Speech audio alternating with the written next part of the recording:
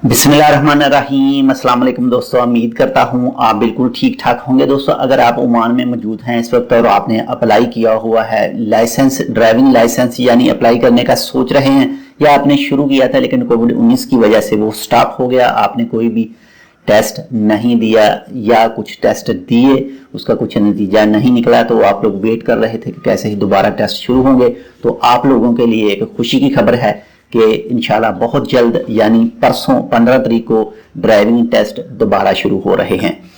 तो रुकिए, थोड़ी मजीद तफसीलात है वो भी सुनते जाइए, उसके बाद ही आप वीडियो को स्किप करें। एक छोटी सी मालूमात कि अगर आपने अभी तक हमारा ये channel tech with Urdu subscribe नहीं किया तो प्लीज़ इसको सब्सक्राइब कर लीजिए मजीद ऐसी ही अच्छी और मालूमाती वीडियोस के लिए।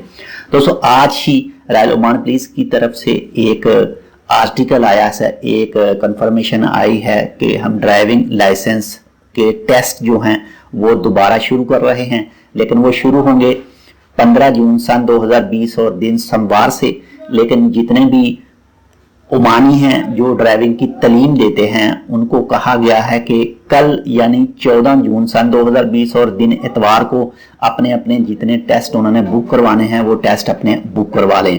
अपने उस्ताद से बात करें, टेलीफोन करें और उसे कहें कि कल यानी 14 जून सन 2020 को टेस्ट बुक करवा ले। ये पूरे ओमान के लिए है, खाली एक गवर्नरेट का नहीं, जितने भी गवर्नरेट हैं ओमान में 11 के लिए ही है। अपने अपने उस्ताद को फ़ोन करें और उसे कहें कि टेस्ट बुक करवाए, जो कि कल 14 जून सन 2020 और दिन एतवार से बुक किए जाएंगे।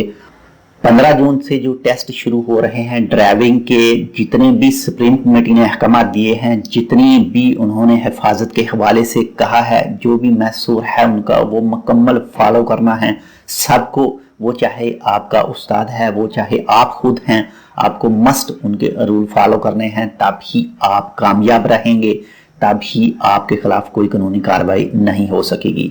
जैसा उनके मुताबिक यानी फेस मास्क ज़रूर पहनना है, ग्लव्स ज़रूर पहनने हैं, इसके बाद में डिस्टेंस जो है 2 मीटर का वो लाजम रखना है, इसके बाद में उनके जो भी रूल हैं वो उनको फुल फॉलो करना है, उसके बाद ही आप बच पाएंगे कानून के हाथ से।